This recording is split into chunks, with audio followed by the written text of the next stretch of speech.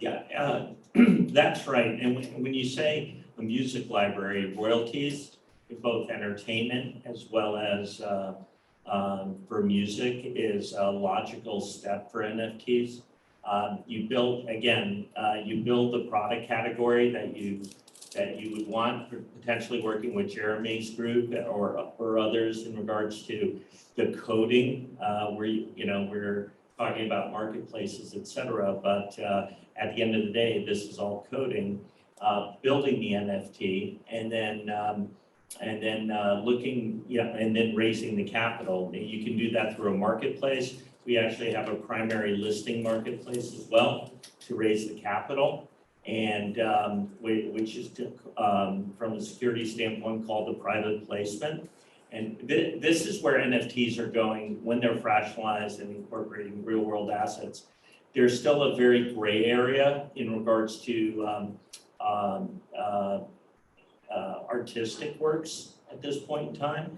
In regards to potentially some of the areas Nisa and Jeremy are in, there's still a gray area regarding fractionalization and whether it is a security. But when it comes to real world assets, it would be. So yes, going through that process, selecting a broker dealer, and then an ATS like ourselves. So there's on the equities market right now, there's a New York Stock Exchange and NASDAQ. If you want to go down that route, you would have similar types of choices on the ATS front. Oasis Pro Markets is one of them. And we think we're one of the best, but there would be choices out there. And then you have a listing venue, and once it's listed, there's also exemptions because of the private placement. Depending on those exemptions, then the trading and who's allowed to invest in it, those are all regulated here in the U.S. by a whole set or code of rules.